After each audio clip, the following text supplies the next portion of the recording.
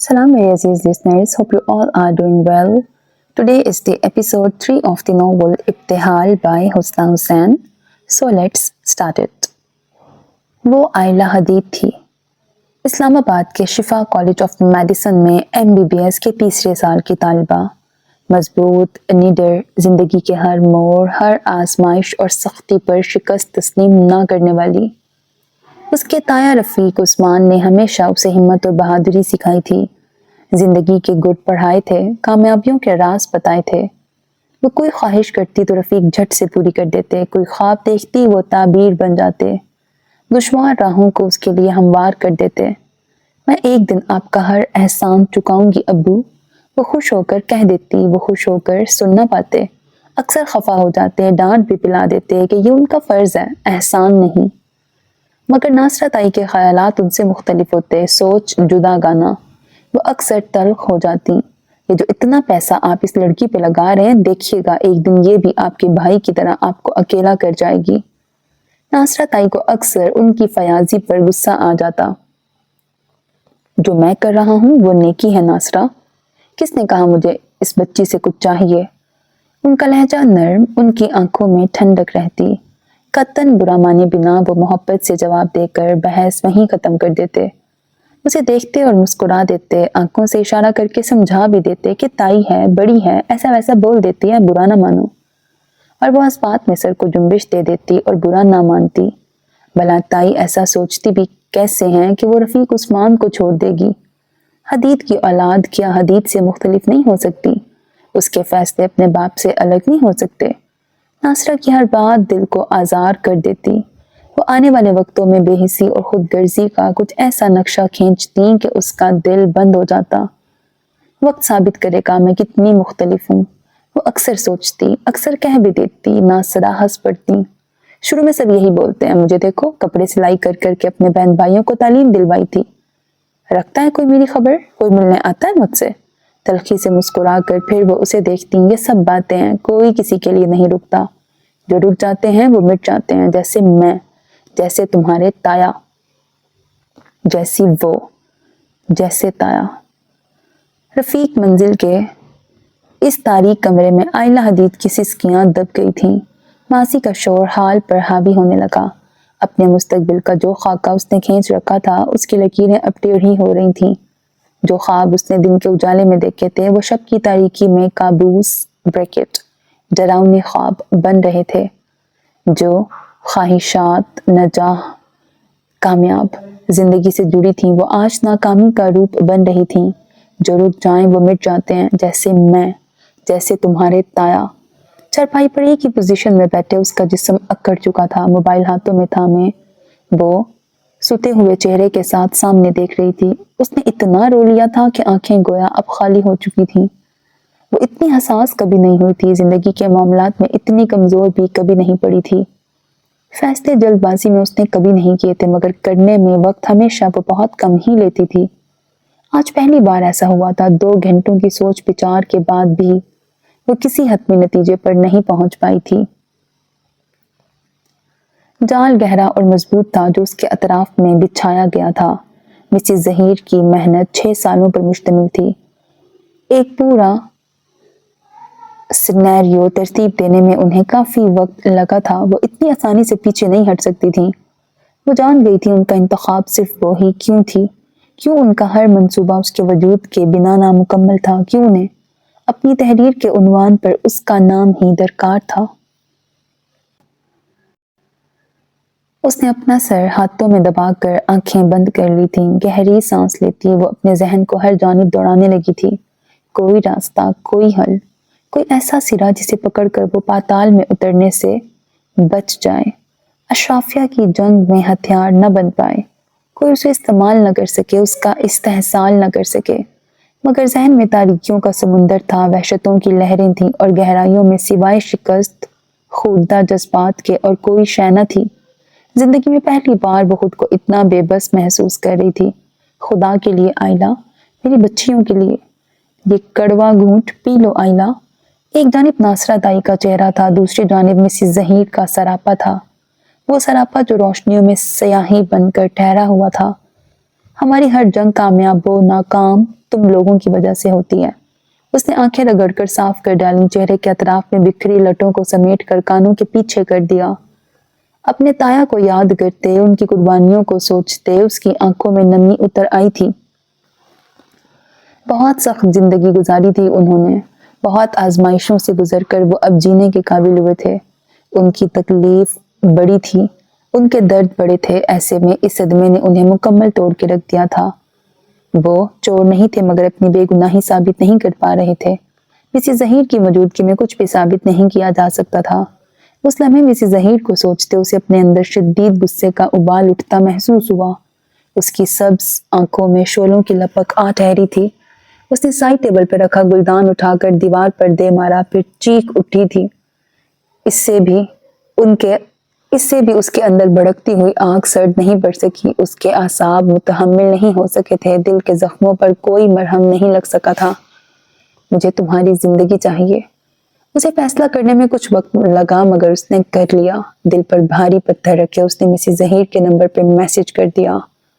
توقع کے مطابق کچھ ہی دیر میں جواب موصول ہو گیا تھا۔ وہ کافی دیر تک موبائل اسکرین پہ ابھرتے اس جملے پر نگاہ جمائے رہی، پھر اپنی جگہ سے اٹھی۔ اپنے تاثرات میں ایک سرٹ پہن لیے، اس نے نہا دھو کے کپڑے بدلے، اپنے ہینڈ بیگ میں ضرورت کی چند اشیاء اور ایک سوٹ رکھا، چند کارڈز اور اپنے ڈاکیومنٹس سنبھالے۔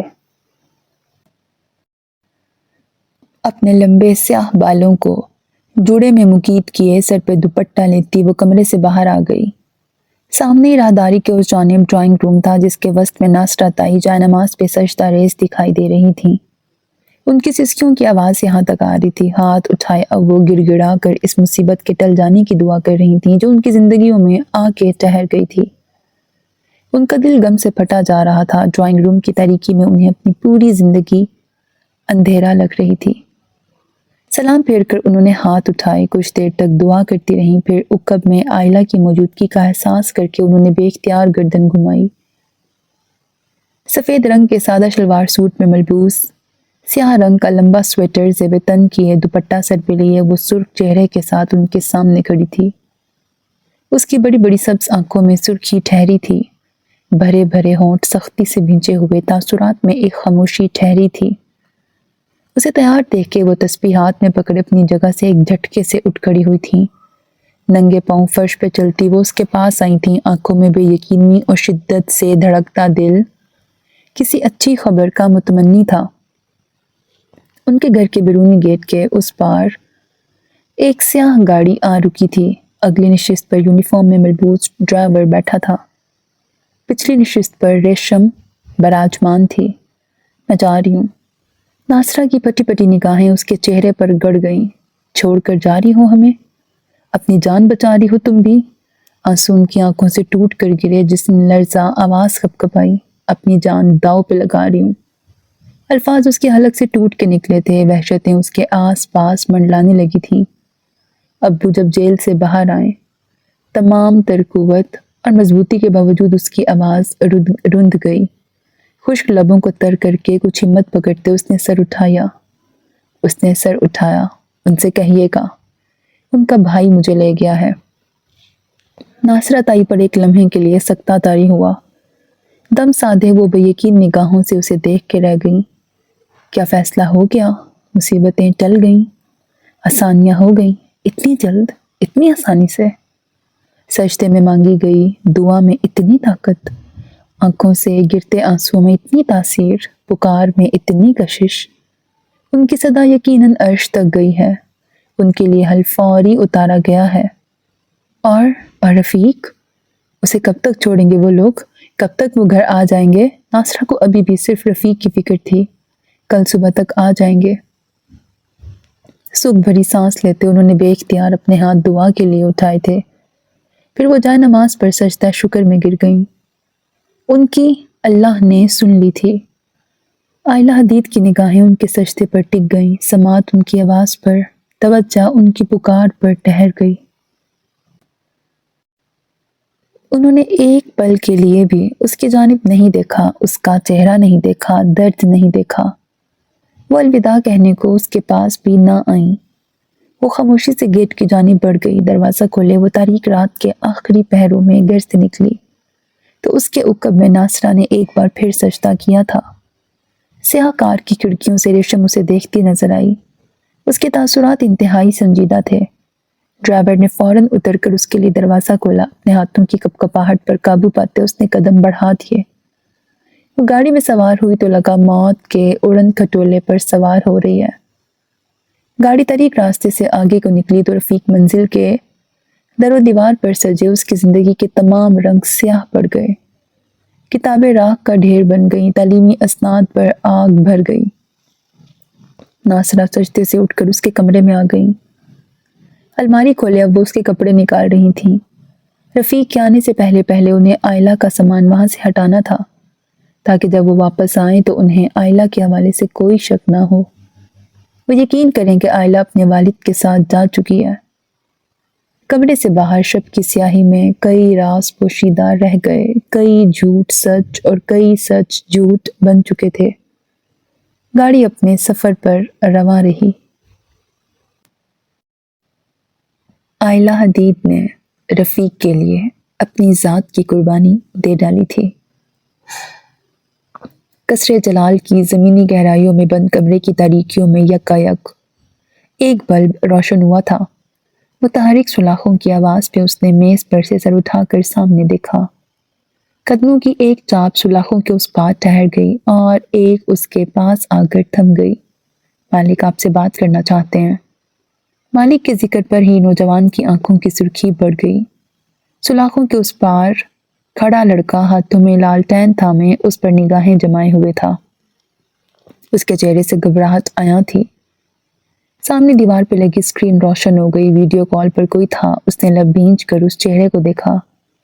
آفس کرسی پر براجمان وہ شخص دائیں بائیں جھولتے ہوئے اسے دیکھ رہا تھا۔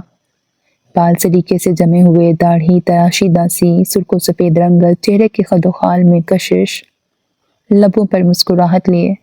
سنا ہے تم نے فرار کی کوشش کی تھی؟ اسی ڈر سے نہیں آئے تم؟ وہ بولا تو لہجے میں گراہٹ تھی۔ اس کا بس نہیں چلتا تھا اس شخص کو اسکرین سے باہر نکال کر فرش پر پٹک دے۔ ڈر تو اس وقت تم رہے ہو۔ ایسے نیند میں خوف سے اٹھ کر بھاگے جا رہے تھے، کسے ڈھونڈ رہے تھے؟ تمہاری موت کو۔ اس شخص کی ہنسی بے ساختہ تھی۔ میری موت جلال پیلس میں کیا کر رہی ہے؟ تمہارا انتظار کر رہی ہے۔ اس کی آنکھیں خون سے سرخ ہونے لگی۔ جان کر خوشی ہوئی۔ وہ مسکرایا۔ کتنا اچھا ہو اگر ہم دوستوں کی طرح بات کریں۔ دشمنی نبھا کر دوستی کی بات کرتے ہو۔ دشمنی؟ تم اسے دشمنی کہتے ہو؟ وہ اس کے جواب سے محظوظ ہوا تھا۔ سوچو اگر میری دشمنی ایسی ہے تو میری محبت کیسی ہوگی پھر؟ کتنی بار بتاؤں تو میری محبت کیسی ہوگی؟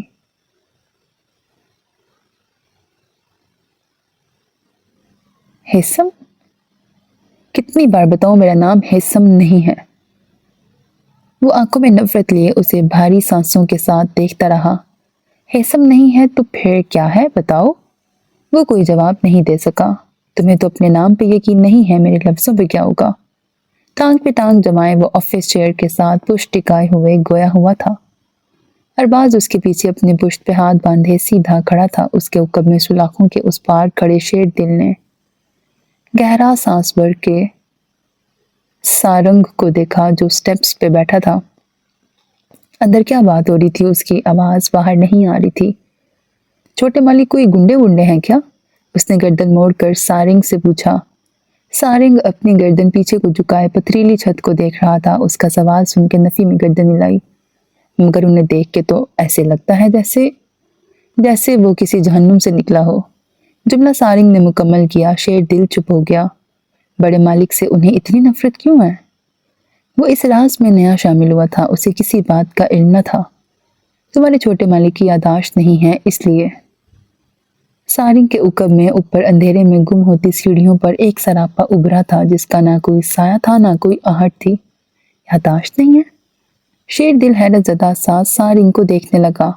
انہیں جب کچھ یاد نہیں ہے تو وہ بڑے مالک سے اتنی نفرت؟ تمہیں اگر کوئی اس طرح قید کر دے تو کیا تمہیں اس سے محبت ہوگی؟ شیر دل کا دل بے اختیار نفی میں ہلا۔ اس کا مطلب ہے بڑے مالک غلط کر رہے ہیں۔ وہ صحیح کر رہے ہیں یا غلط، اس پہ سوال کرنے کا ہمیں کوئی حق نہیں شیرو۔ شیر دل چپ ہو گیا، اس کا ذہن اب الجھنوں کا شکار ہو رہا تھا۔ اگر چھوٹے صاحب کی یادداشت واپس آ گئی تو کیا سب ٹھیک ہو جائے گا؟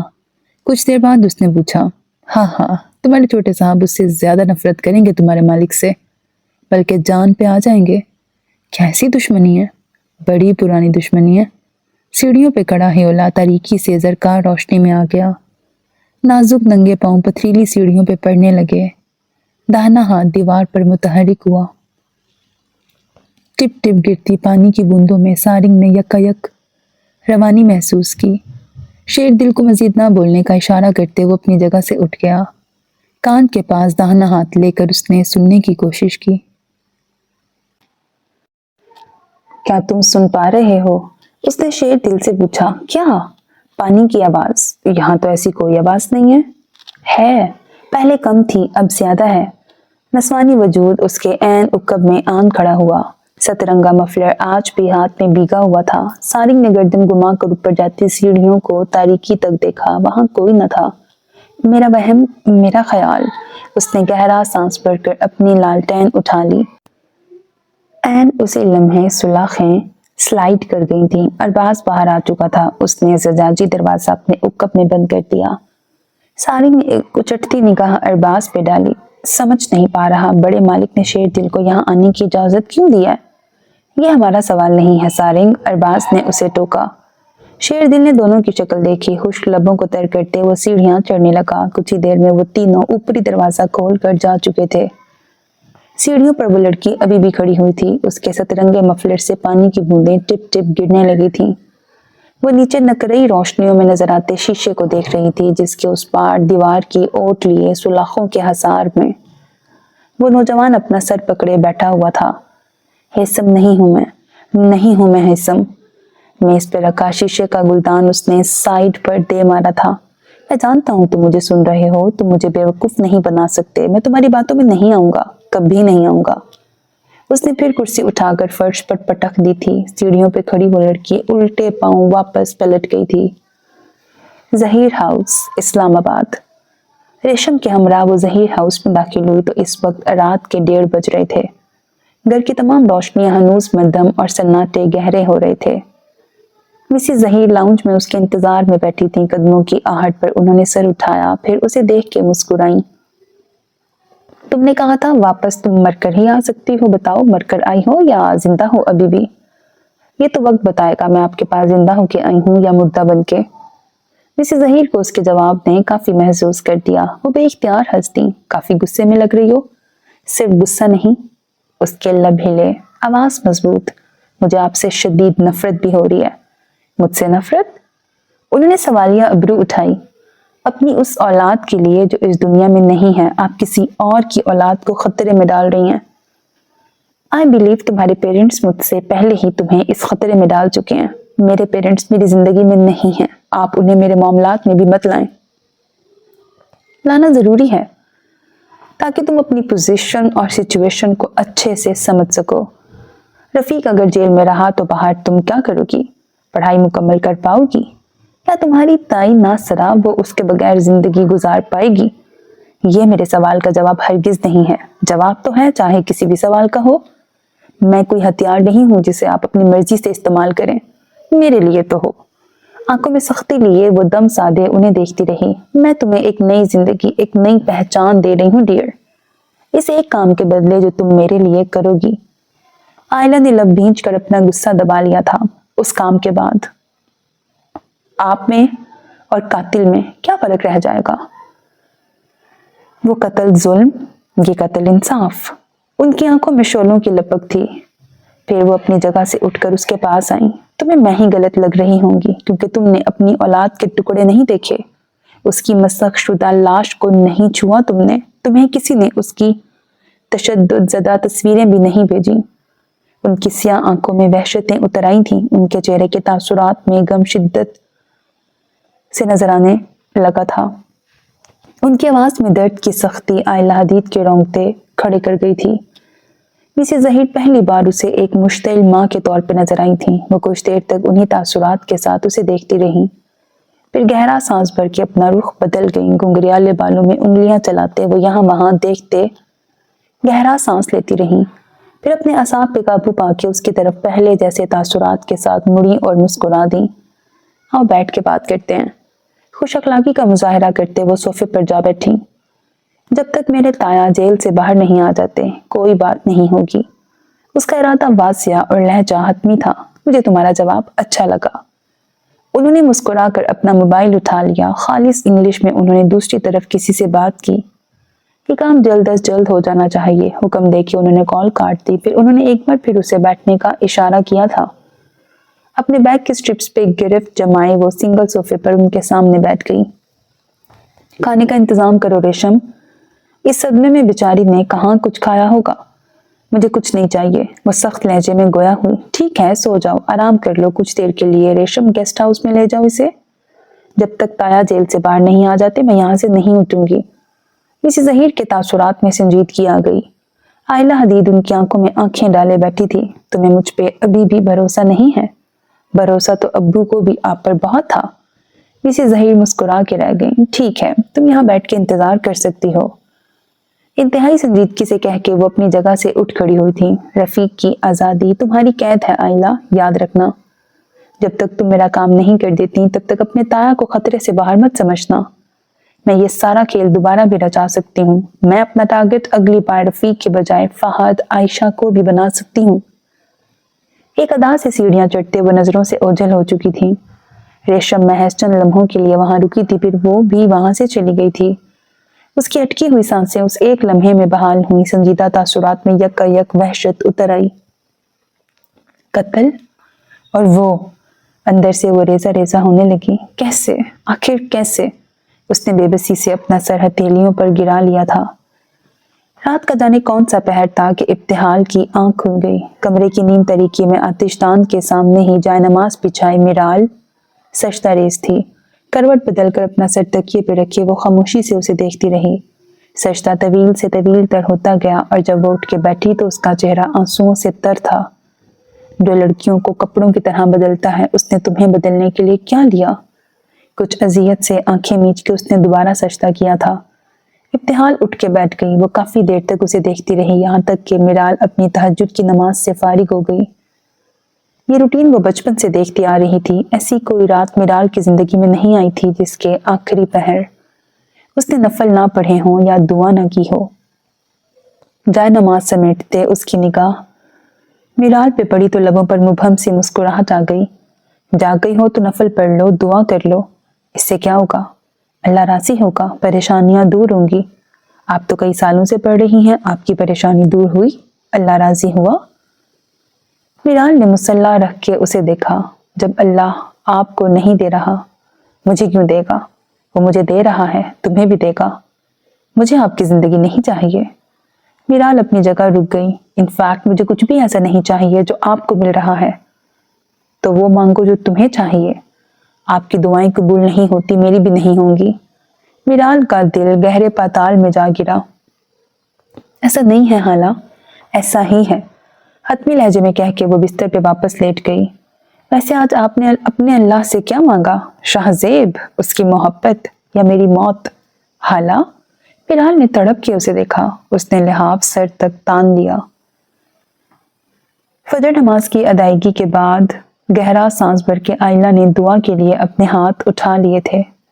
اس نے کچھ مانگنے کی کوشش کی پر مانگ نہ سکی. آواز بیٹھی ہوئی تھی. چہرہ آنسوؤں سے بھیگا ہوا تھا. ساری رات ایک اندرونی جدال میں گزر گئی تھی. راستے کا انتخاب اس نے کر لیا تھا. اب آگے بڑھنے کی ہمت نہیں ہو پا رہی تھی. ریشم نے 8 بجے کا وقت بتایا تھا. رفیق کی رہائی چند گھنٹوں کے فاصلے پر تھی اور وہی فاصلہ اس کے اعصاب پر بھاری پڑ رہا تھا. ایک دل چاہا وہ سب کچھ چھوڑ چھاڑ کر یہاں سے بھاگ جائے. اپنے باپ سے رابطہ کر لے یا اپنی ماں کے پاس چلی جائے یا پھر زمین پر یوں روپوش ہو کہ کبھی کسی کو دکھائی نہ دے. مگر ایسا کچھ بھی ممکن نہ تھا. نماز کے بعد وہ ایک بار پھر صوفے پہ بیٹھ گئی. 8:30 بجے کے قریب ریشم آفس روم سے نکل کر اس کے پاس آ گئی تھی. اس کے ہاتھ میں موبائل تھا. اس نے اسکرین آئلہ کے سامنے کر دی. وعدے کے عین مطابق رفیق کو رہائی مل چکی تھی. تھانے سے باہر وہ ناصرہ تائی اور فہد سے ملتے نظر آ رہے تھے. تو ان کی حالت ابتر ہو چکی تھی۔ چند ہفتوں میں وہ سالوں کے بیمار نظر آ رہے تھے۔ وہ رو رہے تھے اور مسکرا بھی رہے تھے۔ وہ فہد کے گلے کافی دیر تک لگے رہے تھے۔ چند لمحے پہلے کی ویڈیو ہے۔ ریشم نے موبائل پیچھے ہٹا لیا۔ جب وہ گھر پہنچ جائے گا تو اس کی اپڈیٹ بھی دے دوں گی۔ تم بتاؤ، اب ناشتہ یہیں لوگی یا گیسٹ روم میں جانا پسند کرو گی؟ گہرا سانس بھر کر آئلہ نے اپنے آنسو صاف کر ڈالے۔ خشک لبوں پر زبان پھیرتے اس نے سر اٹھایا۔ کمرے میں جانا چاہوں گی۔ ریشم کی مسکراہٹ ابھر کر ختم ہو گئی۔ اچھی بات ہے کہ تم سمجھداری سے کام لے رہی ہو، اور اس سے بھی اچھا رہے گا اگر تم کوئی چالاکی نہ کرو۔ آئلہ کی خاموش نگاہیں اس کے چہرے پر جم گئیں۔ تم سے پہلے میم نے جس بندے کو ہائر کیا تھا اس نے کی تھی چالاکی۔ اس نے باقاعدہ دھوکہ دے دیا تھا۔ جانتی ہو اب وہ کہاں ہے؟ آئلہ کے حلق میں کوئی شے پھنس گئی تھی، مگر تاثرات میں سختی لیے وہ اس کی آنکھوں میں دیکھتی رہی۔ بالکل درست سمجھیں، گولی میں نے ہی چلائی تھی، اور یاد رکھنا میرا نشانہ کبھی خطا نہیں ہوتا۔ تو آپ کر لیتی یہ کام؟ ریشم جانے کو مڑی تو وہ فوراً سے بول پڑی۔ مروان جلال کا نشانہ بھی آپ ہی لگا لیتی؟ ریشم رک گئی۔ کہا نا، یہ وہ کام ہے جو تم زیادہ اچھے سے کر سکتی ہو۔ وہ جا چکی تھی اور آئلہ حدید اپنی جگہ بیٹھی رہ گئی۔ گل ویلفیئر ہائی اسکول میں گھنٹیاں بج اٹھی تھیں۔ بریک کا وقت ہو چکا تھا۔ تمام بچے کلاسز سے بھاگتے دوڑتے باہر نکل رہے تھے۔ اس دوران ابتہال بھی اپنا بیگ بند کر کے باہر آ گئی۔ وہ نیچے گراؤنڈ کی طرف جا رہی تھی جب رمشا نے اسے آواز دے کے روک لیا۔ مجھے تم سے بات کرنی ہے، کہو۔ جیبوں میں ہاتھ ڈالے وہ اس کے ساتھ چلنے لگی۔ آئی ایم سوری، اس دن میں نے تمہارے ساتھ کافی بدتمیزی کی۔ میرا خیال تھا تم نے میری ڈائری پڑھی ہوگی، مگر… ابتہال رک گئی۔ اب وہ رمشا کو دیکھ رہی تھی۔ مگر اپنی وہ ڈائری تو میں اسکول لاتی ہی نہیں ہوں۔ اس نے اسکارف کا پلو گردن پہ درست کیا، پھر اس نے وہ سوال کیا جو گزشتہ رات سے اسے بے چین کیے ہوئے تھا۔ ابتہال، تمہیں کیسے پتا چلا؟ اپنی آنکھوں میں خاموشی لیے ابتہال نے اب کے رک کے اسے دیکھا۔ کیا کیسے پتا چلا؟ جو تم نے اس دن کہا۔ اس نے بے قراری سے نچلا لب کاٹا۔ کیا کہا تھا؟ میری ماں کے بارے میں، کہ وہ مجھے مار دیں گی۔ کیا ایسا نہیں ہے؟ ابتہال کے سوال پر وہ آنکھوں میں الجھن لیے اسے دیکھ رہی تھی۔ دیکھ کے رہ گئی۔ وہ لڑکی اس کی پڑوسن نہیں تھی، اس کے ساتھ اس کی دوستی نہیں تھی، وہ اس کے گھر کے حالات سے کسی طور واقف نہیں ہو سکتی تھی۔ اسے اس کی ماں کے رویے کا کسی طور علم نہیں ہو سکتا تھا، کیونکہ وہ جو کچھ بھی کرتی تھیں بند کمرے میں کرتی تھیں۔ مار دھاڑ اور تشدد اب روز کا معمول تھا۔ تم نے کیسے؟ تمہیں برا لگا میں نے تم سے وہ بات کہی؟ رمشا کا سر نفی میں ہلا، آنکھوں میں نمی اتر آئی۔ زندگی میں پہلی بار کسی نے اس کے لیے فکر دکھائی تھی۔ صحیح ماں ہے۔ اس کا سر نفی میں ہلا۔ وہ سویٹر کی آستین کو کھینچتے اپنا زخم چھپا رہی تھی۔ تم نے بتایا نہیں؟ تمہیں کس نے بتایا اس بارے میں؟ میرے بارے میں؟ تمہارے قلم نے۔ رمشا نے چونک کر سر اٹھایا تھا۔ میرا قلم؟ مذاق کر رہی ہوں۔ وہ مسکرا کر سنجیدہ ہوئی۔ یہی حال رہا تو ایک دن سچ میں وہ تمہیں مار ڈالیں گی۔ کیا تمہارے پاس جنات ہیں؟ رمشا کے چہرے پر ہراس پھیل گیا۔ کسی مخلوق کا سایہ ہے تم پہ؟ کیا خبر ایسا ہی کچھ ہو؟ کیا تم ڈر رہی ہو؟ اس کی آنکھوں میں شرارت تھی۔ خوف کے باوجود رمشا نے نفی میں سر ہلایا۔ خوف کے باوجود رمشا نے نفی میں سر ہلایا۔ Very good. وہ جانے کو مڑی تو رمشا نے دوبارہ پکارا۔ کیا ہم روز ساتھ بیٹھ سکتے ہیں؟ ابتہال رک گئی۔ روزانہ تاخیر سے آنے کی وجہ سے دونوں کو جگہ ایک ساتھ ہی ملتی رہی تھی، اور آج ابتہال پہلی رو میں بیٹھ گئی تھی تو رمشا کو لگا وہ ناراض ہے، تب ہی اپنی جگہ بدل چکی ہے۔ ابتہال نے چند لمحوں کے لیے کچھ سوچا، پھر سر اس بات میں ہلا کر چلی گئی۔ گہری سوچ میں ڈوبی رمشا وہاں کھڑی رہ گئی۔ ہرنائی کا جنگل سرد ہواؤں کی زد میں تھا۔ سپہر کا وقت تھا، ٹھنڈی ہوا چل رہی تھی۔ امو جان باہر بینچ پہ بیٹھی تھیں، ان کے قریب آگ جل رہی تھی۔ دور درختوں کے جھنڈ اور بلندی سے راکان اپنے ہم عمر بچوں کے ساتھ بھاگتا دوڑتا جا رہا تھا۔ اس کی چیخو پکار کی آوازیں یہاں تک آ رہی تھیں۔ اخروٹ کے ایک درخت کی کٹی ہوئی شاخوں کو پکڑ پکڑ کر وہ اوپر تک چڑھ گیا تھا، اور کبھی وہ شاخ سے الٹا لٹک کر جھولنے لگتا تھا۔ اس کے ساتھی بھی پرتیلے تھے، مگر وہ ایسا کرتب نہیں دکھا سکتے تھے جیسے وہ دکھاتا رہتا تھا۔ شاخ سے جھول کر اب کہ وہ نیچے اترا تو ایک بار پھر بچوں میں دوڑ شروع ہو گئی۔ ریچ پوائنٹ امو جان کا وہ بینچ تھا جس پہ بیٹھ کے وہ ڈبے پر نقش بنا رہی تھی۔ چند ہی لمحوں میں وہ اپنے تمام ساتھیوں کو پیچھے چھوڑتا ان تک پہنچ گیا۔ جیت گیا۔ وہ پیچھے ان کی کمر کے گرد بازو باندھے لپٹ گیا تھا۔ امو جان اس کا لمس پا کر مسکرائیں۔ اس کے ساتھیوں نے سوچا راکان تو جیت چکا، اب وہ بینچ تک کیوں بھاگیں، سو وہ شور مچاتے درختوں کے جھنڈ میں غائب ہو گئے۔ امو جان پوچھیں مجھ سے میں بڑا ہو کے کیا بنوں گا؟ کیا بنو گے؟ ان کے ہاتھ میں ووڈ کا رونگ نائف تھی۔ وہ ڈبے کی عقبی سائڈ پر نرگسی پھول کا نقش بنا رہی تھی۔ میں ریسر بنوں گا امو، وہ ایک عزم سے بولا۔ میں روز ریس میں سب سے جیت جاتا ہوں۔ امو جان نے مسکراہٹ دبا کے اسے دیکھا۔ 2 روز پہلے تک اس کا خواب ٹیچر بننے کا تھا۔ اس سے پہلے وہ گھڑ سواری کو اپنا مستقبل بنا چکا تھا۔ ایک بار روٹی کے چھوٹے پیڑے کو اس نے اچھے سے گول کر لیا تو اس نے کہا وہ بڑا ہو کے شیف بنے گا، روٹیاں بنایا کرے گا۔ امو جان کو وہ ہر روز ٹی فری میں دے گا۔ میں تو ابتحال سے بھی جیت سکتا ہوں مگر وہ میرے ساتھ دوڑتی نہیں ہے۔ امو جان نے سر اٹھا کے اسے دیکھا۔ اس کا چہرہ بھاگنے دوڑنے کھیلنے کودنے کے باعث سرخ ہو رہا تھا۔ آسمانی مفلر گردن سے لپیٹ کر اس کے سروں کو اس نے ہاتھوں میں پکڑ رکھا تھا۔ اونی کیپ نے کچھ بال چھپا رکھے تھے اور کچھ بال اس کے ماتھے پر اور کانوں سے بھی نظر آ رہے تھے۔ اسی لمحے انہیں راکان کے عقب میں چڑھائی کے راستے سے ایک خاتون نیچے اترتی نظر آئیں۔ خاتون کے ساتھ اس کا ملازم بھی تھا جو وہیں رک گیا تھا۔ جاؤ کھیلو، باکس رکھ کر انہوں نے راکان سے کہا جو اسی وقت میز سے کودا اور مشرق کی سمت بھاگا۔ احتیاط سے قدم اٹھاتی خاتون نے اس 8-9 سالہ بچے کو برق رفتاری سے بھاگتے دور تک دیکھا، پھر وسیع سبزہ زار پر قدم دھرتی امو جان کی طرف جانے لگی۔ اس کا لباس سیاہ فراک نما تھا، کھلا ڈھلا سا، جس کی تنگ آستینوں پر اس نے چند کڑے پہن رکھے تھے۔ سر پر ہیٹ کے نیچے سیاہ شال تھی جسے اس نے اوڑھ رکھا تھا اور جس کے سروں میں اس کا چہرہ کافی حد تک پوشیدہ رہا تھا۔ راکان نے بلندیوں سے اس عورت کو امو جان کے پاس بینچ پہ بیٹھتے دیکھا اور اپنے ساتھیوں کے ساتھ نہر کی طرف بھاگ گیا۔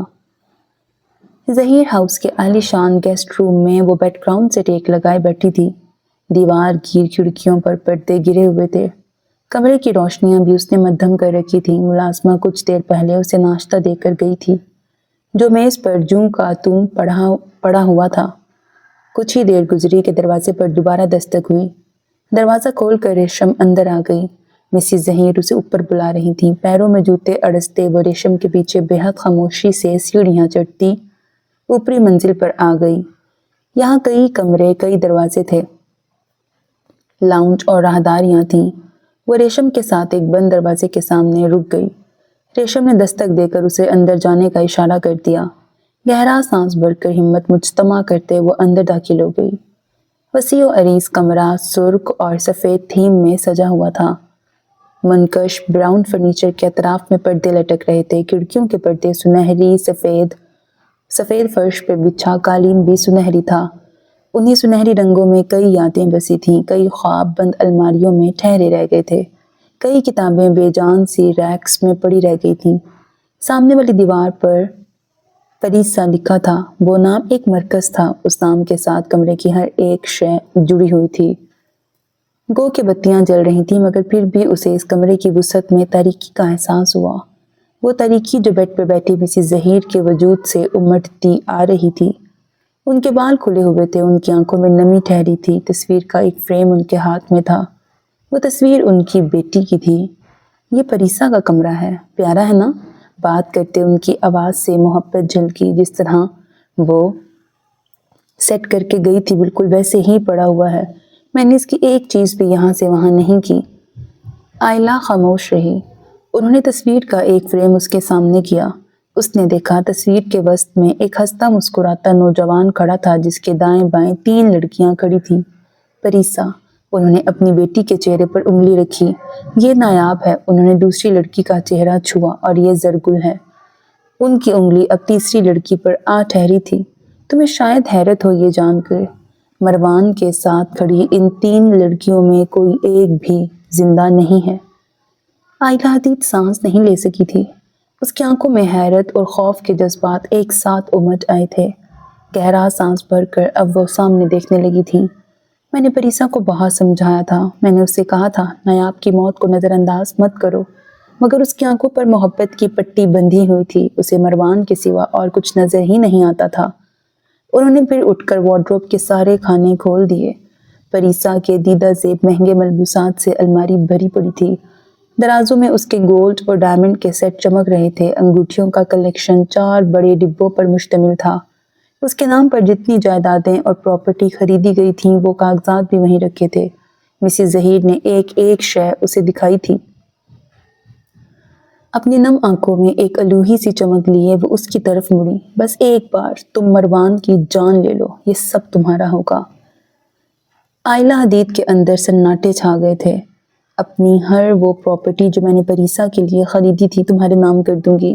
میں تمہیں اپنا سب کچھ دینے کو تیار ہوں آئلہ، بدلے میں مجھے بس وہ لڑکا مردہ چاہیے۔ یہ سب کیسے ہوگا؟ ان کے برابر میں بیٹھے اپنے تاثرات میں ہنوز خاموشی اور سرد مہری لیے اس نے سیدھا سوال کیا تھا۔ مسز ظہیر کے عزائم سے وہ آگاہ تھی مگر پلاننگ پر ابھی کوئی بات نہیں ہوئی تھی۔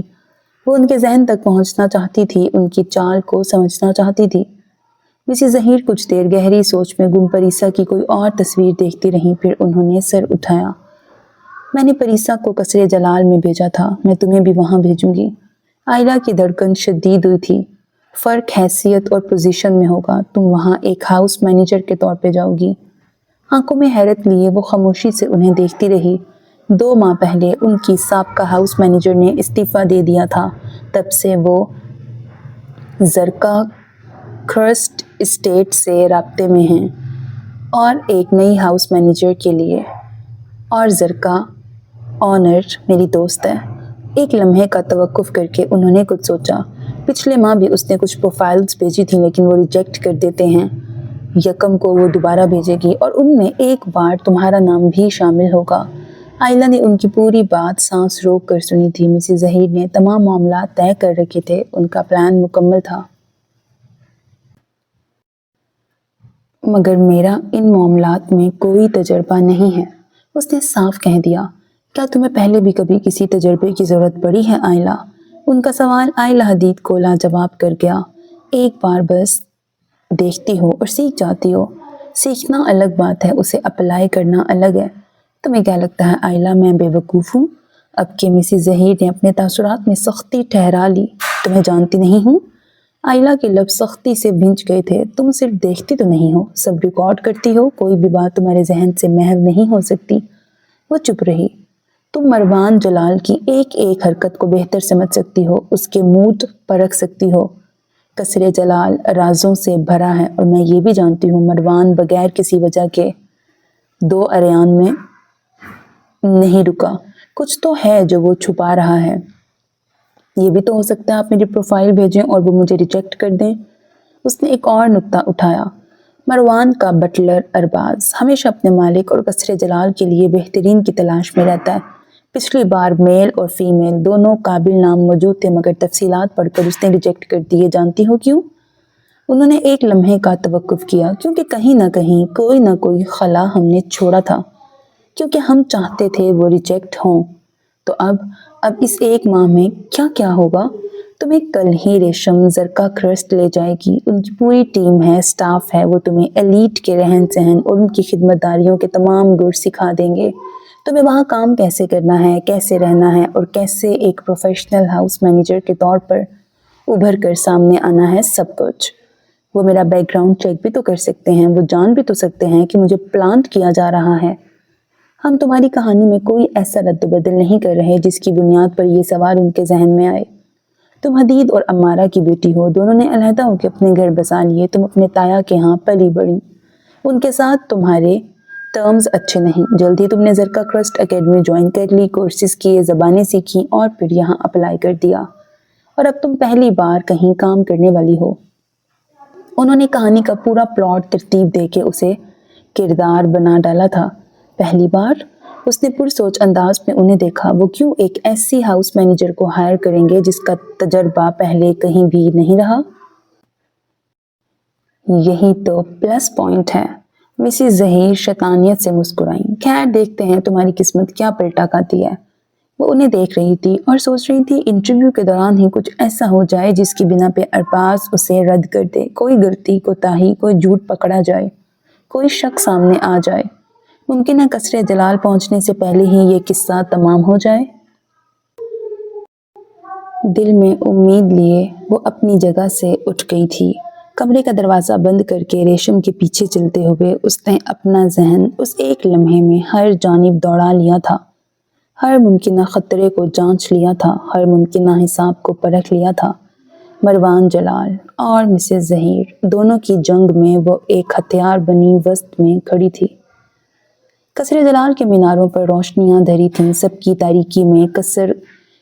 تاریکی میں قصر کا اندرونی حصہ بقا نور بنا ہوا تھا۔ سٹاف متحرک تھا۔ لمبی ڈائننگ ٹیبل پر کھانے کے لوازمات رکھے جا رہے تھے۔ جلال صاحب آتش دان کے سامنے آرام دہ صوفے پہ بیٹھے دیوار گیر کھڑکی سے باہر باغ کے درختوں کو دیکھ رہے تھے، جن کی شاخیں ہواؤں کی شدت سے جھکی چلی آ رہی تھیں۔ ان کے بائیں جانب شیشے کی دیوار تھی، اس دیوار کی دوسری جانب سوئمنگ پول تھا جس کے اطراف میں کئی پودے رکھے تھے۔ وہیں کرسی پر سارنگ اپنے یونیفارم میں ملبوس بیٹھا تھا۔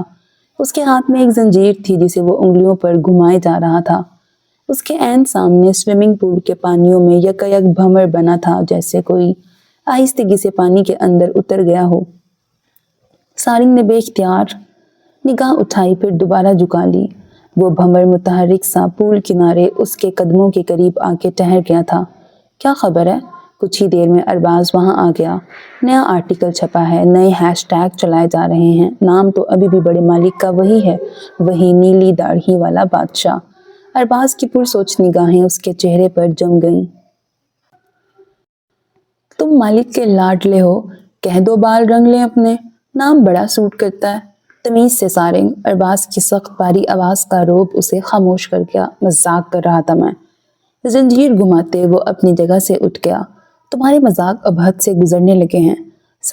سارنگ خسیانہ ہو گیا۔ اور شیر دل کے ساتھ فضول باتیں مت کیا کرو، اسے سمجھاؤ، سوال بہت کرتا ہے۔ کرنے دو سوال، جو بات اسے بتانی ہوگی وہ میں اسے بتاؤں گا۔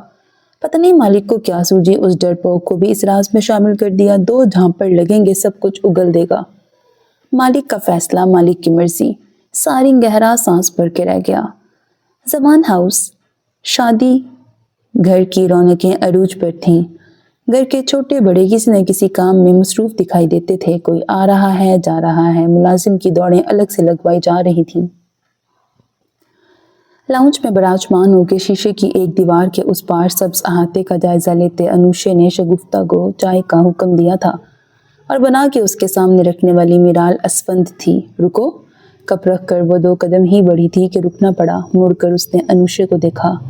سفید گاؤن میں ملبوس وہ ٹانگ پر ٹانگ جمائے بیٹھی تھی۔ پھیلی ہوئی آستینوں سے جھالریں سی لٹک رہی تھیں۔ جوتا بھی سفید ہی تھا، ایئرنگز بھی۔ سنہری ڈائی بال اس نے کھلے چھوڑ رکھے تھے۔ تمہارا نام کیا ہے؟ یہاں کے سبھی ملازمین کے ساتھ اس کا تعارف ہو چکا تھا، ایک وہی رہ گئی تھی، میرال۔ انوشے نے اسے بغور دیکھا۔ آنکھوں کے ہلکے گہرے افسردہ چہرے سے تھکاوٹ عیاں تھی۔ ملازم تو گھر میں اور بھی تھے، مگر کسی کی حالت بھی ایسی نہ تھی جیسی اس کی تھی۔ وہ لڑکی اسے برسوں کی بیمار لگی تھی۔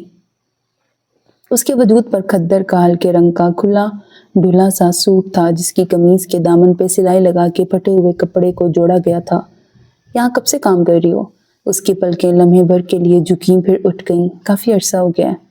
چائے کا ایک گھونٹ لے کے وہ اٹھ کھڑی ہوئی، اس کے پاس آ کر ایک لفافہ آگے بڑھایا۔ کل میں نے ساری میٹس کو دیا تھا، تم رہ گئی تھی۔ میرال اسفند کی نگاہیں اس کے ہاتھ سے پھر چہرے پر جمی رہ گئیں۔ شکریہ، مجھے رہنے ہی دیں۔ اس نے پیسے نہ لیے، فوراً سے پلٹ گئی۔ میرال کی یہ حرکت انوشے کو انتہائی ناگوار گزری تھی۔ مالکن ہونے کے ناطے تمہیں بونس دے رہی ہوں۔ اپنی ناگواری چھپا کر وہ دوبارہ مسکرائی۔ مالکن؟ کوئی بھالا سا میرال کے دل میں گڑ گیا۔ ہاں، وہ اس گھر کی اصلی مالکن ہی تو تھی، جسے اس کا شوہر ہرگز بھگا کے نہیں لایا تھا، جس کے ساتھ نکاح والدین سے چھپ کر نہیں کیا گیا تھا، جسے جھوٹی امید نہیں دلائی گئی تھی۔ انوشے کا ہاتھ ابھی بھی اٹھا ہوا تھا. وہ منتظر تھی کب میرال لفافہ پکڑے تو وہ ہاتھ نیچے کرے. تم یہاں اپنی چھوٹی بہن کے ساتھ رہتی ہو. کل دیکھا تھا میں نے اسے. پیاری لڑکی ہے, اسکول جاتی ہے. کون سی کلاس میں پڑھتی ہے؟ اس کے لیے کچھ لے لینا.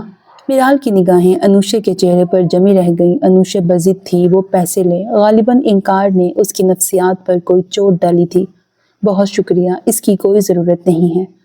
وہ صاف انکار کر کے کچن میں چلی گئی. انوشے کے لب کچھ ناگواری سے بھنس سے گئے. کتنی روڈ لڑکی ہے.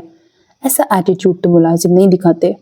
موبائل پہ کچھ لکھتے شاہ زیب وہاں سے گزرا تو اسے دیکھ کے رک گیا. کون روٹ ہے؟ یہ میرال. پیسے دے رہی تھی, نہیں لیے. سب کو بونس دیا ہے میں نے, مگر اس لڑکی کے تو مزاج ہی نہیں مل رہے. شاہ زیب چونک گیا. کچھ کہہ رہی تھی؟ اس نے بے پرواہی سے پوچھا. نہیں, پیسے دیے تو انکار کر دیا. انوشے واپس صوفے پر جا بیٹھی. شاہ زیب نے گردن موڑ کر راہداری کی طرف دیکھا. کچن کا دروازہ کھلا ہوا تھا. شگفتہ میرال کو نیا حکم پہنچاتی نظر آ رہی تھی.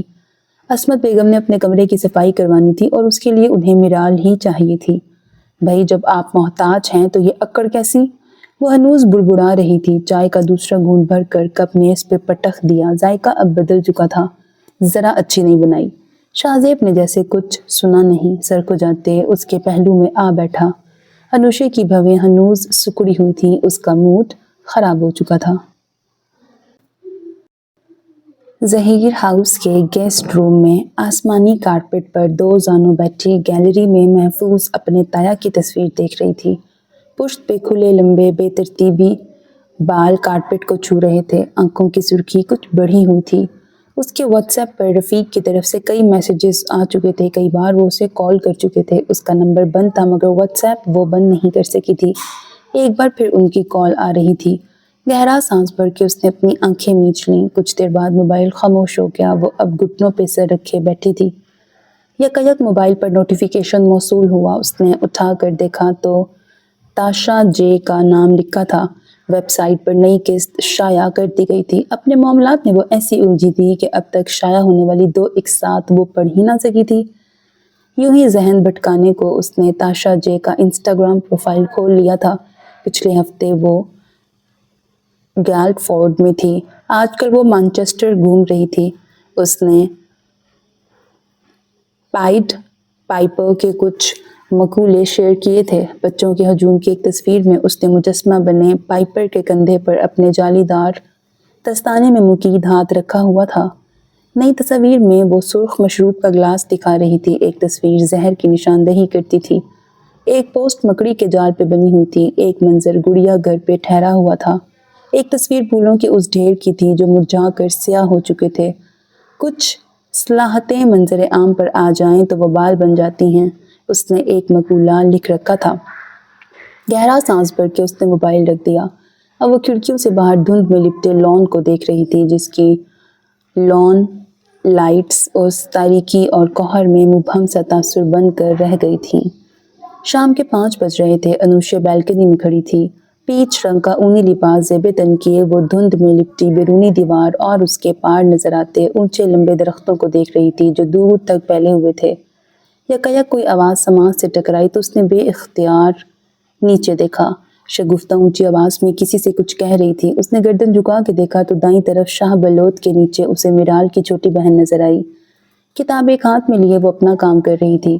شگفتہ کو جواب اس نے پست آواز میں دیا تھا مگر چہرے کی سختی بتلاتی تھی اسے کچھ برا لگا ہے. شگفتہ اب اس کے سر پہ پہنچ چکی تھی. کمر پہ ایک ہاتھ رکھے دوسرا ہاتھ نچا نچا کے بولے جا رہی تھی. دفع ہو. انوشے سن نہ سکی مگر لبوں کی جنبش سے اندازہ ہوا اس نے ایسا ہی کچھ کہا ہے.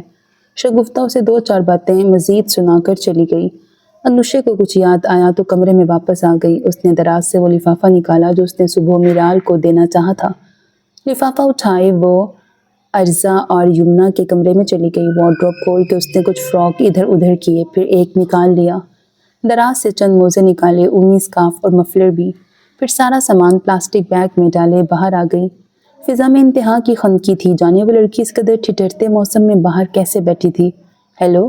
شاہ بلوت کے پاس پہنچ کے اس نے کہا. لڑکی نے کتاب سے سر اٹھایا. اس کی سرمئی آنکھوں کا تاثر میرال کی آنکھوں جیسا لگا. مردہ ویران اور خاموش سا.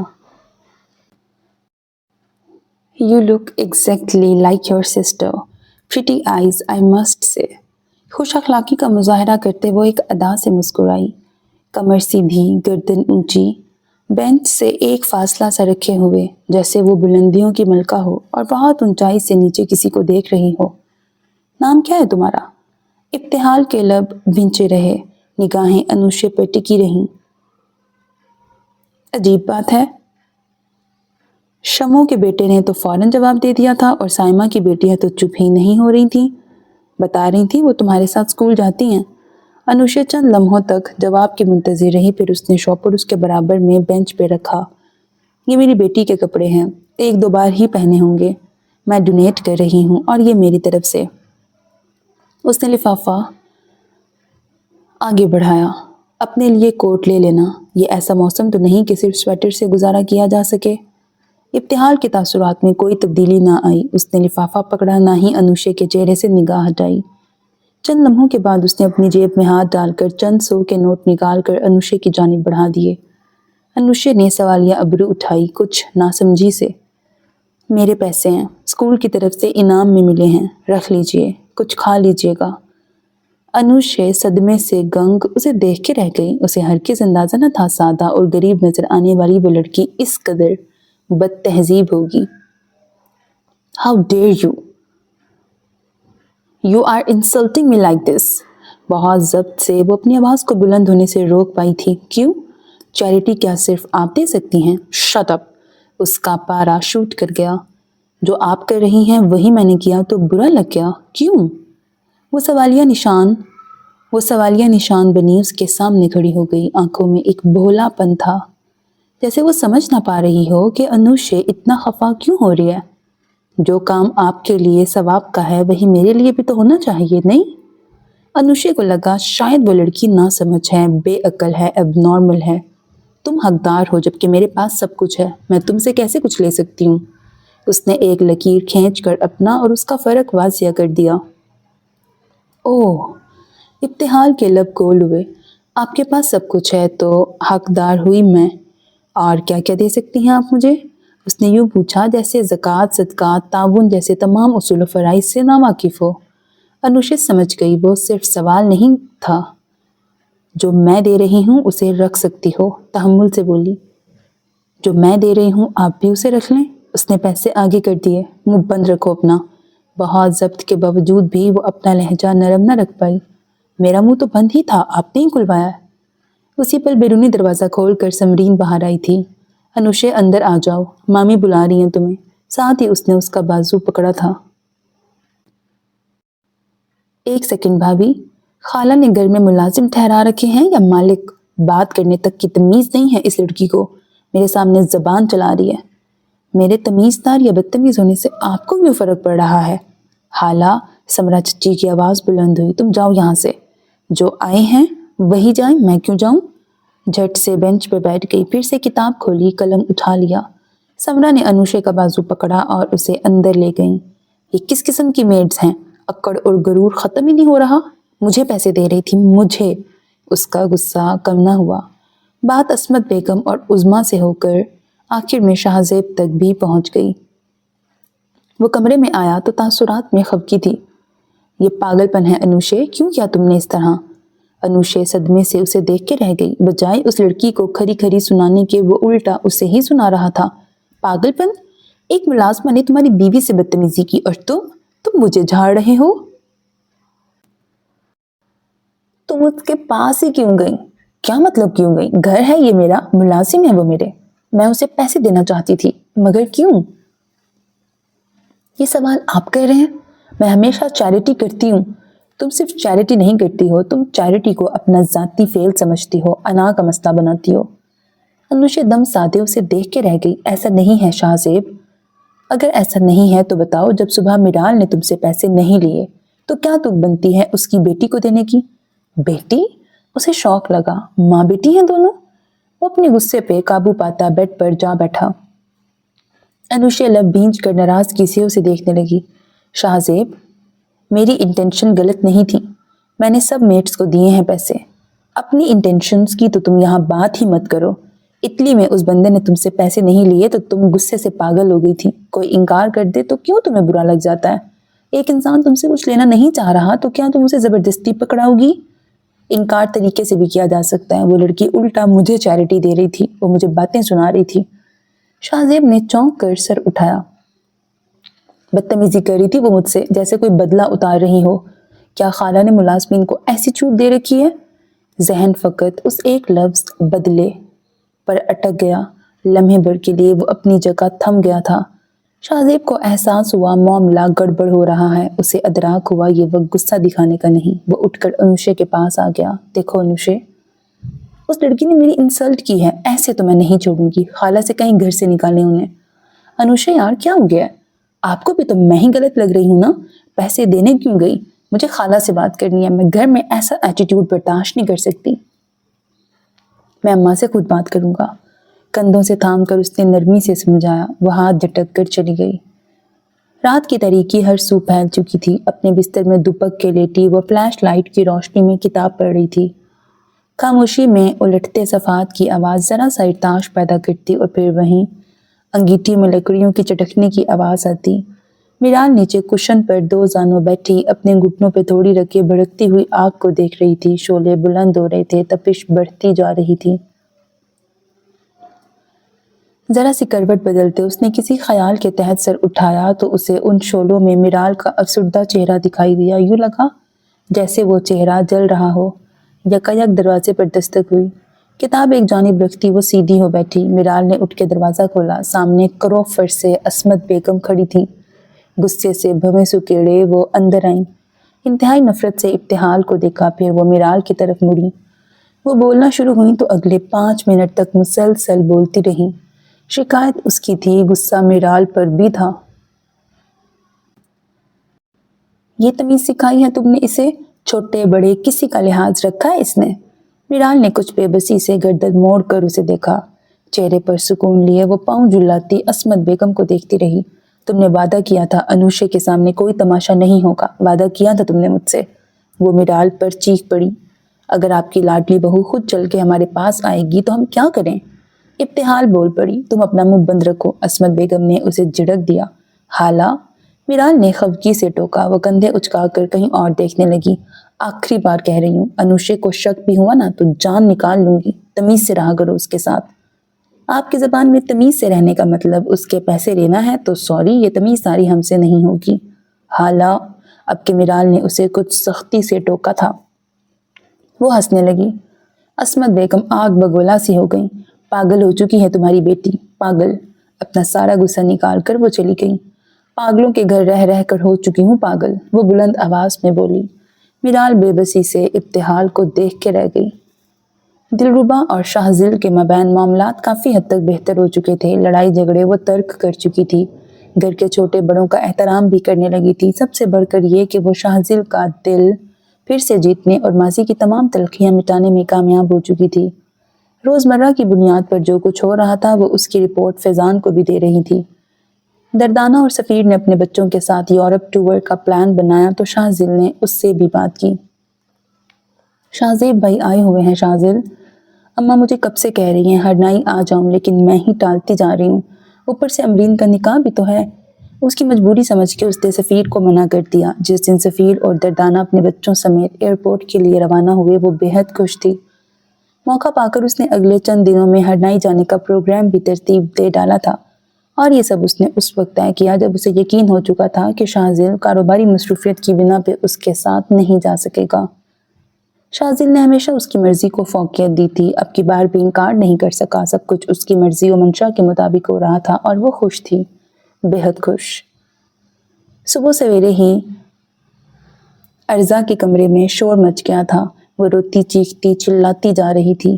شاہزیب اور انوشے ڈر کر فوراً بھاگے چلے آئے تھے۔ ملازمہ نے عصمت بیگم کو خبر پہنچائی تو وہ بھی آ گئی تھیں۔ کمرے میں داخل ہوتے ہی ان کی نظر وارڈروب پہ پڑی تو وجود ساکت ہو گیا۔ ارزا کی وارڈروب میں لٹکے ہوئے کپڑے خون سے سرخ اور پھٹے ہوئے لگ رہے تھے۔ قیمتی نفیس فراکس کو کینچی سے کاٹا گیا تھا، اس پہ سرخ خون بھی لگا تھا۔ ایک خوف کا سما اس پورے کمرے میں بند گیا۔ سب کی سانسیں رک گئیں۔ ایسی حرکت وہ بھی اس گھر میں بھلا کون کر سکتا ہے؟ انوشے پریشانی کے عالم میں روتی ہوئی ارزا کو چپ کروا رہی تھی۔ وہ بے تحاشا ڈری ہوئی تھی۔ کس کی حرکت ہے یہ؟ شاہزیب کو غصہ آ گیا، الماری کھول کر چیزیں الٹ پلٹ کی تو ارزا کے استعمال کی پیشتر اشیاء کا یہی حال تھا۔ کل رات جب میں بچیوں کو سلا کی گئی تھی تب تو سب ٹھیک تھا۔ انوشے بے حد پریشان ہو رہی تھی۔ ذرا سی جانچ پڑتال سے اندازہ ہو گیا سرخ خون اصل میں سرخ رنگ ہے۔ کس نے کیا ہے یہ؟ ارزا کو تکلیف میں دیکھ کر شاہزیب بے چین ہوا تھا۔ اس کا بس نہیں چلتا تھا مجرم سامنے ہو اور وہ گولی مار دے۔ عصمت بیگم نے بڑی مشکل سے اسے ٹھنڈا کیا۔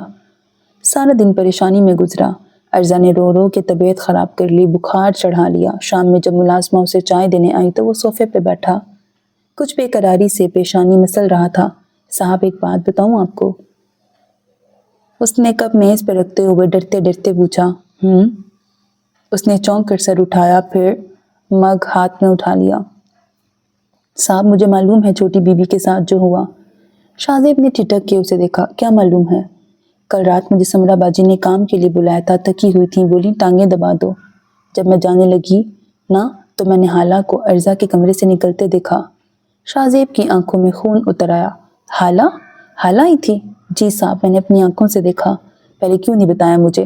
وہ بھڑک کر اٹھ کھڑا ہوا۔ صاحب میں ڈر گئی تھی، کوشش کی بتانے کی، پر وہ میں نے سوچا حالہ بچی ہے، بس اسے بچانے کے چکر میں چپ رہی، پر اب مزید نہیں رہ سکتی۔ صاحب پلیز میرا نام مت لینا، تم جاؤ یہاں سے۔ شمو ادب سے سرخم کرتی چلی گئی۔ اپنی پیشانی کو مسلتے وہ کمرے کے چکر کاٹنے لگا، پھر کچھ سوچ کر وہ اسی وقت نیچے آ گیا تھا۔ ابتحال عصمت بیگم کے ساتھ بدتمیزی کر جاتی تھی، وہ برداشت کر گیا تھا۔ انوشے کے ساتھ برا پیش آئی، وہ یہ بھی سہ گیا تھا، مگر ارزا کے ساتھ جو ابتحال نے کیا تھا وہ کسی طور بھی اب اس سے برداشت نہیں ہو رہا تھا۔ پہلے اس نے میرال سے بات کرنے کی ٹھانی، مگر وہ نیچے نہیں تھی۔ عصمت بیگم اس سے ارزا کا وارڈروب سیٹ کروا رہی تھی۔ ملازمت سے یہ بات پتہ چلی تو وہ بھڑکتا ہوا سیدھا ارزا کے کمرے میں گیا اور کپڑے جھپٹ کر اس کے ہاتھ سے کھینچ لیے۔ عصمت بیگم بیڈ پر ارزا کا سر گود میں رکھے بیٹھی تھیں، چونک گئیں۔ میری بیٹی کے کمرے سے دفع ہو جاؤ۔ میرال پریشانی سے دیکھ کے رہ گئی۔ اماں آج سے آپ میرال سے میرے بچوں کا کوئی کام نہیں کروائیں گی۔ کیا ہوا؟ وہ سمجھ نہ پائیں۔ غالباً پریشانی کے عالم میں انہیں ذمہ دار کو پکڑنا سمجھنا یاد ہی نہ رہا۔ پوچھئے اس سے، اپنی بیٹی کے ساتھ مل کر یہ کیا گل کھلا رہی ہے؟ میرال کا سر بے اختیار نفی میں ہلا۔ تمہاری بیٹی میری اولاد سے کیا دشمنی نکال رہی ہے؟ آنکھوں میں صدمہ بے یقینی لیے وہ شاہزیب کو دیکھتی رہ گئی۔ حالہ ایسا نہیں کر سکتی۔ وہ بدتمیزی کر سکتی ہے، گھر والوں سے لڑ سکتی ہے، سکون برباد کر سکتی ہے، لیکن نقصان نہیں پہنچا سکتی۔ وہ چیخ پڑا۔ بلند آواز کا وہ جملہ میرال اسفند کو دہلا گیا۔ کل رات وہ اس کمرے میں آئی تھی، اس نے کیا ہے یہ سب۔ اللہ کی مار پڑے تم دونوں پر، ایسے ہتھ کنڈوں پہ آ گئی ہو تم۔ بچی سے کیا دشمنی؟ ہاں ہم بڑے مر گئے ہیں؟ جو وار کرنا ہے سامنے سے کرو نا۔ میرال کی آنکھوں میں آنسو آ گئے۔ اب دفع ہو جاؤ میری بیٹی کے کمرے سے، آج کے بعد میں تمہیں اپنی بیوی بچوں کے آس پاس بھی نہ دیکھوں۔ کس قدر ہمت اور قوت سے اپنی دھڑکنوں کو سنبھالے وہ کمرے سے باہر آ گئی، مگر ریلنگ تک پہنچتے پہنچتے لڑکھڑا گئی تھی۔ اس نے بے اختیار دیوار کا سہارا لیا اور سانس لینے کی کوشش کی، مگر اس پل اسے احساس ہوا اسے سانس نہیں آ رہا۔ شمو ٹرے ہاتھ میں لیے انوشے کے کمرے سے نکل کر اس طرف آ رہی تھی، رک گئی، بھاگی چلی آئی۔ کیا ہوا؟ تم ٹھیک ہو؟ اس نے ہاتھ جھٹک دیا۔ آنسو صاف کرتی نیچے آ گئی، اپنے کمرے کا دروازہ کھول کے اندر دیکھا۔ ابتحال اسکول سے ابھی نہیں آئی تھی۔ میرال تجھے سمرہ باجی بلا رہی ہیں۔ ایک نیا حکم صادر ہوا تھا۔ وہ تھکے ہارے وجود اور جھکے کندھوں کے ساتھ واپس مڑ گئی۔ شاہزیب صاحب تمہیں بلا رہے ہیں۔ شام میں شگو نے آ کر کہا۔ کہیں یہ شمو لکھا ہوا ہے، کہیں یہ شگو لکھا ہوا ہے، اب پتہ نہیں کیا صحیح ورڈ ہے۔ وہ کچھ دیر تک اپنی جگہ بیٹھی رہی، ذہن اس حکم کو تجزیہ کرنے میں لگ گیا کہ شاہزیب نے اسے بلایا ہے۔ وہ اپنی جگہ سے اٹھی، پورے کمرے کا چکر کاٹ کے واپس بیٹھ گئی۔ کچھ ہی دیر گزری ہوگی کہ شگو واپس آ گئی۔ سنا نہیں صاحب تمہیں بلا رہے ہیں۔ صاحب سے کوئی خاص بات؟ صاحب نے کوئی خاص بات کرنی ہے تو ان سے کہو یہاں آ کے کر لیں۔ شگو کی آنکھیں ابل آئیں۔ بدتمیز، یہ بات صاحب سے کرتے میں اچھی لگوں گی؟ مجھے تو لگو گی۔ شگو نے دروازے میں کھڑے کھڑے اسے لمبی گھوری دی۔ دیکھ حالہ، اب تو نا بہت اوور ہو رہی ہے اس گھر میں۔ جب تجھے سب پتہ ہے تو پھر کیوں ایسا کر رہی ہے؟ میں نے کیا کیا ہے؟ اس نے لاپرواہی سے پوچھا۔ باپ ہے تیرا، اب بلا رہا ہے تو جانا تو بنتا ہے نا۔ اس نے اپنے صاحب کی کسی بھی ڈانٹ سے بچنے کے لیے اسے راضی کرنا چاہا۔ ہاں شگو، وہ ہنسی۔ ہنستے ہوئے اس کے دونوں گالوں پر گڑھے پڑ گئے۔ یہ وہی باپ ہے نا جس نے میرا DNA ٹیسٹ کروایا تھا؟ او کی ہوندا ہے؟ شگو نے اپنی چھوٹی آنکھیں مزید چھوٹی کر کے پوچھا۔ وہ ایک امتحان ہوتا ہے جسے پاس کرنے سے اولاد جائز یا ناجائز ثابت ہوتی ہے۔ شگو کا ایک ہاتھ کمر پر دوسرا ہاتھ منہ پہ آ ٹھہرا۔ ہیں سچی؟ پر مجھے کیوں نہیں کسی نے بتایا؟ وہ یوں بولی جیسے اس گھر کا کوئی اہم فرد ہو جس کے علم میں یہ بات نہ لا کے کوئی انہونی کر دی گئی ہو۔ اور تجھے کیسے پتا؟ ذرا مشکوک ہو کے گھورا۔ بس پتا ہے، اب جاؤ یہاں سے۔ صاحب بہت غصے اچ لگ رہے ہیں، خالی ہتھ گئی تو کٹ نہ پہ جائے۔ وہ بڑی فکر مند نظر آئی۔ اتنی بڑی ہو شگو، کیسی بھیگی بلی بنی ہوئی ہو، سیدھی طرح سے کہہ دو صاحب، میں نے بہت بولا ہے پر نہیں آ رہی۔ بس تو نہ کسی دن مار پڑوائے گی مجھے، اب مسئلے تم لوگوں کے اور پیسے ہم۔ شگو بڑبڑاتی ہوئی چلی گئی، ٹانگیں لٹکائے بستر پہ نیم دراز ہو کے ابتحال سیلنگ پہ لگے ساکٹ پنکھے کو دیکھنے لگی۔ سیلنگ پر لگے ساکت پنکھے کو دیکھنے لگی۔ گرمیوں میں یہ منظر کچھ دلچسپ لگتا تھا جب پنکھا گول گول گھومتا تھا، مگر اب تو نیری بوریت۔ انگیٹھی بھی سرد تھی ورنہ وہ شعلوں کی لپک جپک ہی دیکھ لیتی۔ ٹی وی تھا نہیں، موبائل رکھنے کی ممانعت نہ بھی ہوتی تو رکھنے کی اہلیت نہیں تھی۔ پیسہ نہ کبھی اس کی ہتھیلی پہ رکھا گیا تھا نہ ہی میرال کی ہتھیلی پہ۔ یونیفارم، کتابیں، کورس، کاپیز اور بیگ اسے اسکول سے ملتا تھا۔ گھریلو استعمال کے کپڑے در فشاں اور سمرا چچی کی جانب سے ہر چند ماہ بعد مل جاتے تھے۔ کھانا پینا وہی جو کچن میں سب کے کھانے کے بعد بچ جاتا تھا اور بعض دفعہ بچتا بھی نہیں تھا۔ فریج سے کچھ نکالنے کی یا کچن میں جا کے اپنی مرضی سے کچھ بھی کھانے کی اجازت نہیں تھی۔ رہائش کے لیے یہ ایک کمرہ اور چھوٹا سا واش روم تھا جو عصمت بیگم نے کوارٹر میں اپنے ملازمین کی رہائش کا بندوبست کرنے کے بعد ان کے لیے اپنے شوہر کی وفات کے بعد بنوا دیا تھا۔ کمرے کا ایک دروازہ باہر لان میں اور دوسرا کچن کے برابر والی راہداری میں کھلتا تھا تاکہ جب بھی اسے کام کے لیے بلایا جائے تو ایک لمحے کی بھی تاخیر نہ ہو، اور تاخیر عصمت بیگم کو پسند نہ تھی۔ وہ ساکت پنکھے کو دیکھتے ٹانگوں کو جنبش دے رہی تھی جب دروازہ کھل گیا تھا۔ پہلے وہ کوہنی کے بل اوپر ہوئی تاکہ جھاڑ پلا سکے اس بدتمیز کو جس نے دستک دینے کی بھی زحمت نہ کی، مگر شاہ زیب پہ نظر پڑتے ہی وہ سیدھی ہو بیٹھی۔ سفید 3 پیس سوٹ کے ساتھ سرخ ٹائی نما تھی، بال جیل سے جمے ہوئے، داڑھی بھی سیٹ تھی۔ اس کے مہنگے نفیس کپڑوں سے مردانہ کلون کی مہک اٹھ رہی تھی۔ ابتحال نے لبوں پر ابھرتی مسکراہٹ اندر تک دبا لی۔ کمرے میں نگاہ دوڑاتے شاہ زیب دروازے میں ہی کھڑا رہا، اندر نہ آ سکا۔ وہیں کھڑے اس نے اندر نگاہ دوڑائی۔ 2 بستروں کے علاوہ ایک چھوٹی سی میز اور کرسی کے ساتھ ایک پرانی الماری جس کے پرچ ٹوٹے ہوئے تھے۔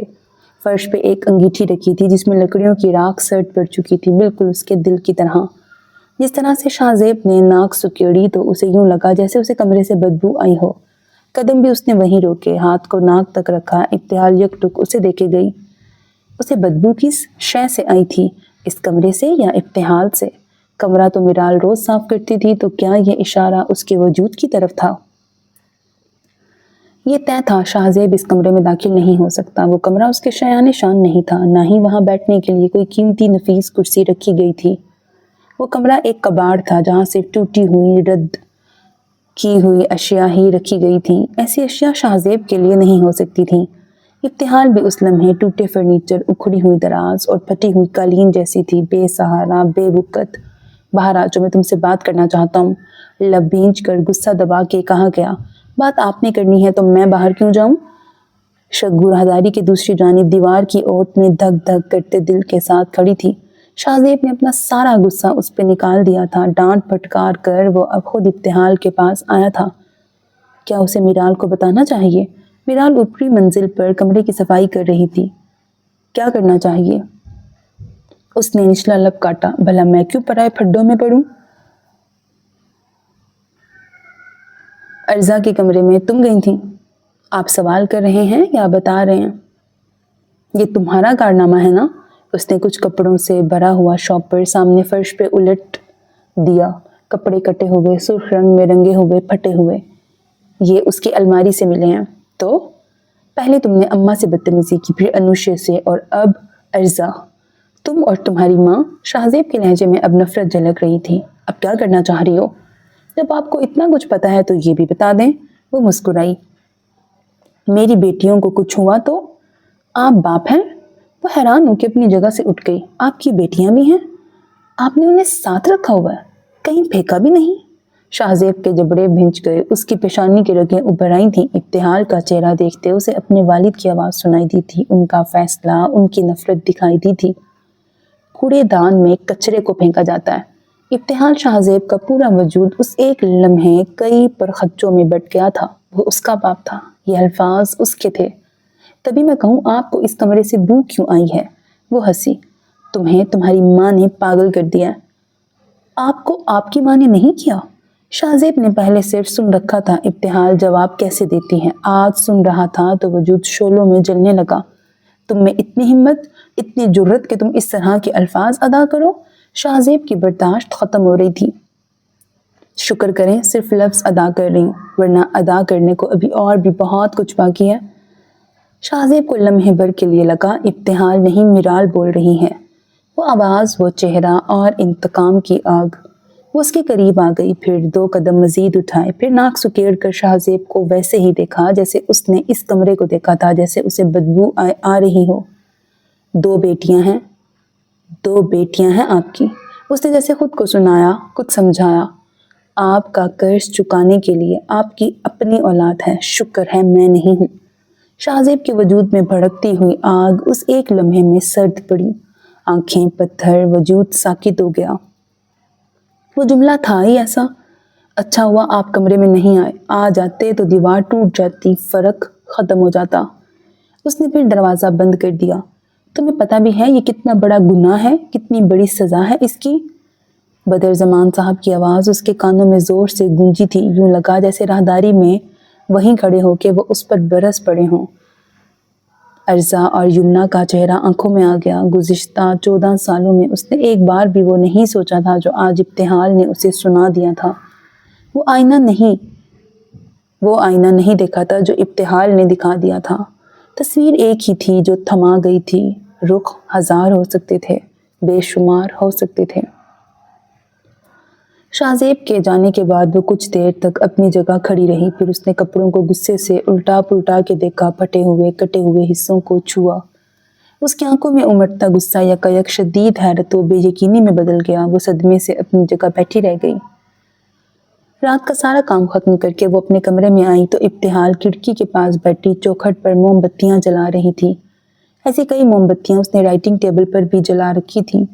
میرال اس کے سامنے والے بستر پہ آ بیٹھی، کچھ دیر تک آنکھوں میں نمی لیے وہ نچلا لب کاٹتی رہی۔ ابتہال کو علم تھا وہ کمرے میں آ چکی ہے، تب بھی اس نے مڑ کے نہیں دیکھا۔ اس کی موم بتیاں اہم تھیں، روشنی اہم تھی، اور خاموشی بھی جسے وہ توڑنا نہیں چاہتی تھی۔ تمہارے پاس بھی کوئی آیا تھا؟ ابتہال نے لائٹر سے ایک ساتھ 3 موم بتیوں کو جلا دیا۔ ہاں، کوئی کوڑے دان کو دیکھنے آیا تھا۔ میرال کی نگاہیں اس کی پشت پر جمی رہیں، آنسو بہتے رہے، لب لرزتے رہے۔ پھر اس کا دل بہت بھاری ہو رہا تھا، لیکن بدبو اس سے آ رہی تھی۔ شکر ہے وہ کمرے میں نہیں آیا۔ شاہزیب آیا تھا؟ اس کی سانسیں اٹک گئیں، جانے اس نے کیا کہا ہوگا، ابتہال نے اس کا سامنا کیسے کیا ہوگا۔ ابتہال منتظر رہی کب میرال بھی جرم کا ذکر کرے، سزا کی بات کرے اور ناراضگی دکھائے، مگر اس نے ایک بار بھی یہ نہیں پوچھا حالہ تم نے ایسا کیوں کیا؟ صبح سے شام تک وہ یہ سوال عصمت بیگم، سمرا چچی اور عظمیٰ بھابھی سے سن چکی تھی۔ سوال کے ساتھ ایک طویل لیکچر اور ڈانٹ وہ ان تینوں سے سن چکی تھی۔ مجھے ایک بات تو بتائیں۔ اس نے ذرا سی گردن موڑی۔ جب اس نے ابارشن کا کہا تو آپ نے کیوں نہیں کروایا؟ وہ سن ہوتے وجود کے ساتھ اسے دیکھ کے رہ گئی۔ کیا اس نے شاہزیب کے ساتھ ہونے والی وہ گفتگو سن لی تھی؟ محبت، گھر سے بھاگنا، نکاح، باقی سب کچھ تو اس کی مرضی سے کیا تھا نا آپ نے، پھر یہاں کیوں اپنی منمانی کر لی؟ میرال کا دل کٹ کے رہ گیا۔ اگر میں اس دنیا میں نہ آتی تو آپ کے بہت سے مسئلے حل ہو سکتے تھے۔ میرا اینڈ کر کے آپ اپنی زندگی چن سکتی تھیں، پھر آپ نے مجھے کیوں چنا اور چن کر یہ زندگی کیوں دی؟ میرال کی سسکیاں ہچکیوں میں بدل گئیں، آنکھوں پر ہاتھ رکھ کے وہ اٹھ کر الماری کی طرف چلی گئی، مگر کان نہ بند کر سکی۔ شاہزیب اور آپ میں کوئی فرق ہے؟ مجھے تو نظر نہیں آیا۔ حالہ پلیز، اس کا چہرہ آنسوؤں سے تر ہو چکا تھا۔ مجھے آپ پہ ترس نہیں آتا، مجھے آپ سے بہت نفرت ہو رہی ہے، شاہزیب سے بھی زیادہ۔ سناٹے میں وہ آواز گونج کر خاموش ہو گئی۔ मिराल खामोशी से आंसू बहाती रही। काफी देर बाद उसने रुख बदला तो इब्तिहाल चौखट पर बाजू पर अपना सर रखे मोमबत्तियों को देखे जा रही थी। वो सब एक साथ पिघल रही थीं। वो चार जिन्हें उसने एक साथ जलाया था। जुलेखा पुप्पो अपने बच्चों के साथ शादी में शिरकत के लिए घर आईं तो मसरूफियत मज़ीद बढ़ गई। जुलेखा का बड़ा बेटा आदिल 18 बरस का था, रोहान और समीर 16 बरस के। तीनों की बड़ी गाढ़ी छनती थी। दूर रहते तो मोबाइल पे हर वक्त राबते और करीब होते तो फिर गाड़ी की चाबी हथियाए पूरा एबटाबाद घूमते रहते। इन चंद दिनों में 2 चक्कर इस्लामाबाद के भी उन्होंने लगा लिए थे। घर की खवातीन जहाँ शॉपिंग में मसरूफ़ थी वहाँ लड़के अपनी हरकतों में। इब्तदाई कुछ दिनों तक तो उसकी दोनों से कोई मुलाकात ना हो सकी, मगर चौथे रोज़ जब वो स्कूल से वापस आ रही थी तो आदिल की नज़र उस पे पड़ी। गाड़ी घर के सामने पार्क किए वो तीनों बाहर निकले हुए थे और किसी बात पर समीर और रोहान की हाथापाई हो रही थी। कह कहे गूंज रहे थे। आदिल की निगाह जो उस पे ठहरी तो फिर हट न सकी। ये वही इब्तिहाल है, मामू की बेटी? उसने कुछ बेयकीनी से पूछते से जब वो मिला था तो उस वक्त वो 11 साल की छोटी सी बच्ची लगी थी, मगर अब तो पहचानी नहीं जा रही थी। हाँ वही है, रोहान ने भी कहा। वो चुपचाप उनके करीब से गुजरकर अंदर चले जाना चाहती थी, मगर आदिल ने रास्ता रोक लिया। फिर उसने हाथ बढ़ाकर एक ही जस्त में उसकी पोनी खींची थी, बिल्कुल वैसे जैसे वो हर बार यहाँ आने पर खींचा करता था। सी की आवाज़ के साथ वो एक झटके से रुकी थी। दाहिना हाथ सर तक उठा और दूसरे ही पल उसने दोनों हाथों से उसे परे धकेल दिया था। आदिल का कहकहा बुलंद हुआ, गाइस, इस लड़की ने मुझे छुआ है, मुझे हरासमेंट का केस करना चाहिए। तीनों के कहकहे बुलंद हुए। उसने नफरत भरी निगाह उन तीनों पे डाली और अंदर चली गई। दिल में आग सी जल रही थी, गुस्सा शदीद हो रहा था। उसे मजीद छेड़ने का इरादा किए वो तीनों उसके पीछे अंदर आ गए थे।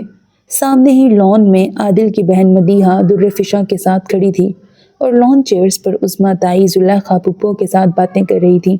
आदिल भाई ने मेरे बाल खींचे हैं, जुलेखा पुप्पो के सर पे खड़ी वो शदीद गुस्से में बोली थी। तो क्या हुआ? जुलेखा ने कदरे नागवारी से उसे देखा। भाई है, मजाक करता रहता है। उन्हें हरगिज बुरा लगा तो बस यही कि वो उनके पास क्यों खड़ी है। उस्मा ताई ने कुछ नागवारी से पहलू बदल कर निगाह हटा ली थी। बाकी आइंदा माँ। So मेरे अजीज listeners, this was the end of this episode. Hope that you like it. अपना बहुत ख्याल रखिएगा नेक तमन्नाओं के साथ। अल्लाह हाफिज़ and don't forget to subscribe to my channel because that's how you can encourage me, and that's the only kind of support and encouragement which I want from all of you. Allah Hafiz.